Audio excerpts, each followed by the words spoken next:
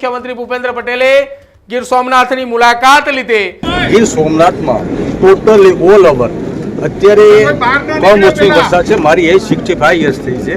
Up to નાવ સુધીમાં આવો વરસાદ વાવાઝોડા માવઠા નથી થયા। ગીર સોમનાથમાં ટોટલી નુકસાન છે। આપણી પાસે સોશિયલ મીડિયા ટોટલી આપણી પાસે માહિતી છે, પણ ખેડૂતની વેદના અત્યારે ખેડૂત પાસે કોઈ જીવવાનો આશરો નથી।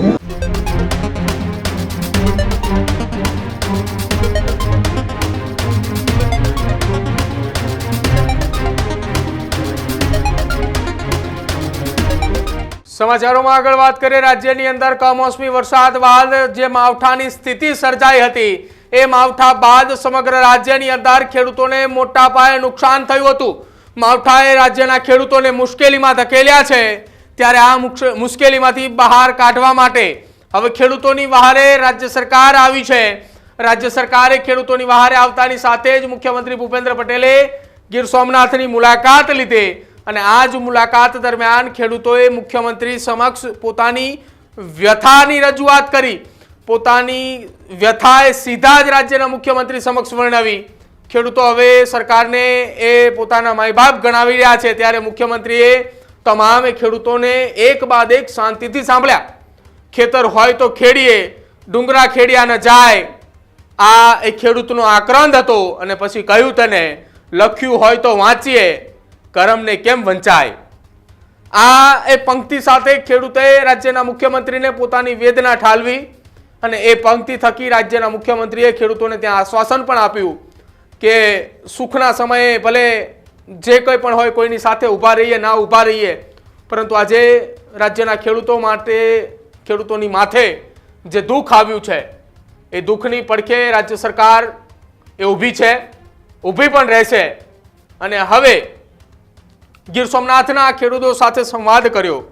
આ ખેડૂતોએ રાજ્યના મુખ્યમંત્રીને બે હાથ જોડીને વિનંતી કરી, આજીજી કરી અને તમામે વાત મૂકી।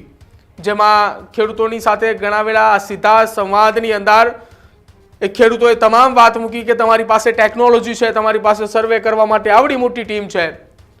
છેલ્લા કેટલાક દિવસોથી સોશિયલ મીડિયાની અંદર જે ચર્ચાઓ ચાલી રહી છે કે સહાય નહીં પરંતુ દેવું માફ કરે, ત્યારે રાજ્યના મુખ્યમંત્રીએ એ ખેડૂતોને શાંતિથી સાંભળ્યા, એક એક વાત સાંભળી અને એ ખેડૂતની વેદના સાંભળતાની સાથે જ રાજ્યના મુખ્યમંત્રીએ હવે તમામ એ અધિકારીઓને સૂચનાઓ પણ આપી દેવામાં આવી હતી તત્કાલ કે રાજ્યના ખેડૂતોને કોઈ પણ પ્રકારની મુશ્કેલી ન પડે। અને હવે એ ખેડૂતને તમે સાંભળો કે જેને રાજ્યના મુખ્યમંત્રીને એક પંક્તિ થકી પોતાની વેદના મૂકી અને બીજા એ ખેડૂત કે જેમણે રાજ્યના મુખ્યમંત્રીને પોતાની હૈયા વરાળ એ સીધી તેમની સામે ઠાલવી। એ પણ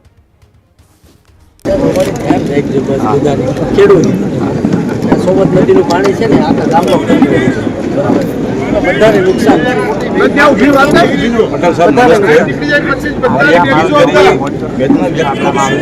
ગીર સોમનાથમાં ટોટલી ઓલ ઓવર અત્યારે કમોસમી વરસાદ છે। મારી એજ 65 યર્સ થઈ છે। અપ ટુ નાવ સુધીમાં આવો વરસાદ વાવાઝોડા માવઠા નથી થયા। અત્યારે કે ખેતરમાં લઈ લીધો છે, એ સર્વે કરી લીધું છે, બંધ કરાવી દીધું, આપનો આભાર। પણ કહેવાનો મારો મિનિંગ એ છે કે જે રેડીમેડ થઈ ગયું ખેતરોમાં ઢગલા પીડા એ માંડવી તણા ગઈ છે। ગીર સોમનાથમાં ટોટલી નુકસાન છે। આપણી પાસે સોશિયલ મીડિયા ટોટલી આપણી પાસે માહિતી છે, પણ ખેડૂતની વેદના અત્યારે ખેડૂત પાસે કોઈ જીવવાનો આશરો નથી સરકાર શ્રી સિવાય। એટલે યોગ્ય વળતર મળે, દેવું માફ જો ન કરો તો કંઈ નહીં, દેવું પણ માફ કરવાની વાતો હાલે છે। ફસલ યોજનાની પછી અપ ટુ નાવ સુધી આવો સરકાર શ્રીથી કોઈ ભેટ નથી મળી। તો આપને નમ્ર વિનંતી આખા ગામ વતી। સાહેબ અમારે કાઠિયાવાડની એક કહેવત છે, કાઠિયાવાડની આપણી એક કહેવત છે, ખેતર હોય તો ખેડીએ, આ ડુંગરા ખેડા ન થાય, લખ્યું હોય તો વાંચીએ, આ કરમને કેમ વંચાય। એટલે અમારી ઉપર જે વિપતા આવી અને વિપતા સમયે તમે અહીં આવ્યા ને, એ બધા તમારો ખૂબ ખૂબ આભાર છે। હવે જે કાંઈ નિર્ણય કરવો હોય એ તમારા હાથમાં છે। અમે તમારા છોરું છે અને તમે અમારી સરકારને માય બાપ છે।